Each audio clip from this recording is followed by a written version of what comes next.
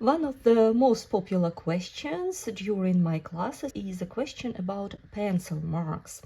Hi friends, I'm Olga Koelsch, watercolor artist, teacher, book author.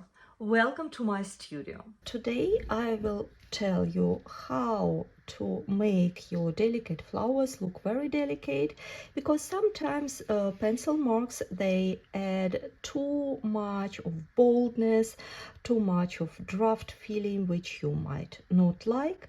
So I will show you how to remove pencil marks so your final painting will look very delicate, like this or like this, maybe even like this. You can't see any pencil marks here, or even like this. But before we move into removing pencil marks, let's talk in general. When do we need pencil marks? When we do not need pencil marks? Should we always try to get rid of them? Spoiler alert, no, you shouldn't. You do not need to get rid of pencil marks when you paint in something dark. Darker color on top of pencil marks will completely remove this pencil mark feeling. You wouldn't see anything, and in this case you might need even darker pencil marks, so you will be able to paint. Before painting this night scene in Bologna, I draw the buildings, I draw the scene with pretty bold pencil marks, so I can see them. But now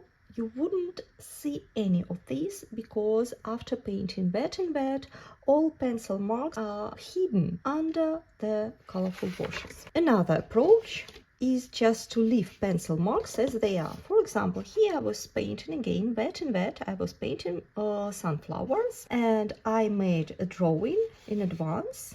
You can see, and after I finished, I did not want to remove pencil marks, because I think it adds to the feeling, it adds some graphic feeling, adds some separation between petals. In principle, I like when one can spot pencil marks, because that shows your hand painting process, that it's not AI generated polished pictures, they're real pictures made with a real hand, with a real person. In many cases, I leave pencil marks, even if they are sometimes on the wrong place. I planned a yellow flower here, but somehow it decided to be on this side, but I left everything. I like those graphic details. For painting portraits, I use drawing, and it's a lot of details involved in drawing portraits. I'm not removing any pencil marks, but you can imagine how much of pencil marks were here before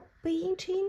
All these details on the faces, eyes, ears, nose, everything. It was a lot of drawing here, trust me, but now you probably can't see most of this, maybe somewhere a little bit, just here and there, basically nothing. So you shouldn't overthink the problem of pencil marks on the first place.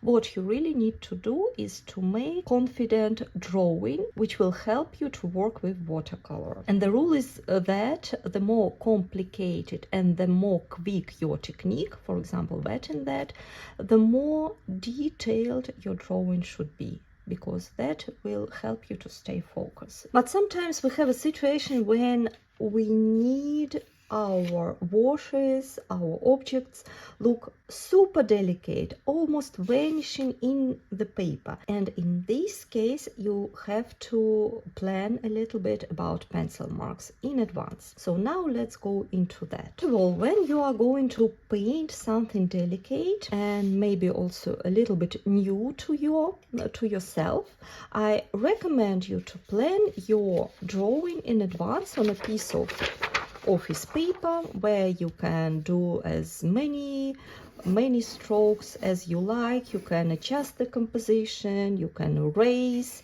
something, you can correct something. So you just plan everything. Once you have a plan, you can find out the most successful shapes, you can make them bolder, and then you trace your drawing onto your watercolor paper. Watercolor paper has very sensitive structure, so it's not really nice to always erase it when you're drawing.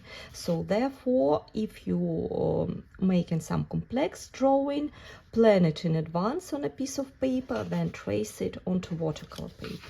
But sometimes we can draw directly on the watercolor paper, and I recommend you to use soft pencils, 2B, 3B, not HB. HB is too strong for watercolor paper. It's mostly for drawing, for sketching, not for watercolor. And then you can draw a flower. Usually for my classes, so my students can see me well, I apply more pressure on the pencil, so you can see better what I'm actually drawing, right? But when you draw for yourself, don't apply so much pressure on your pencil. So let's say I draw this flower. I can add details. I planned this flower in advance. I know the details. Next step will be, after you're done with the drawing, you need to take kneadable eraser. Kneadable eraser. This eraser can be very soft, like this, and then you very gently soften your pencil marks. These erasers, they have special surface which soak the graphite inside. So you can go on your paper like this, or you can make some roll and remove pencil mark in this way.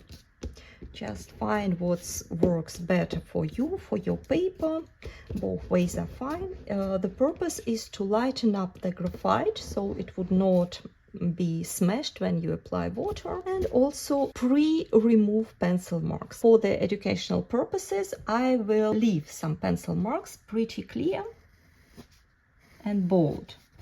But in principle, for myself, when I will be painting, I will leave it very gentle already like this. And I think I will leave some petals, so you can see the difference. After I'm done with the painting, let's explore what happened here. First of all, you don't see any pencil marks on the bold parts, but you can clearly see, for example, this pencil mark here and here and a little bit there. They are not working here. They disturb, they drag attention, they make the petals heavier.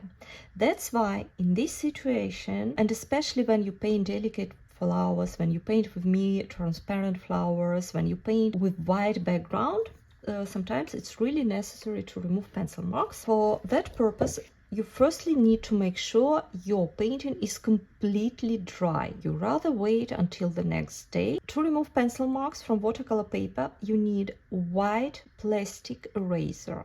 It's very important that it is white, because all the colored erasers, black, pink, greens, they can leave color traces on your paper.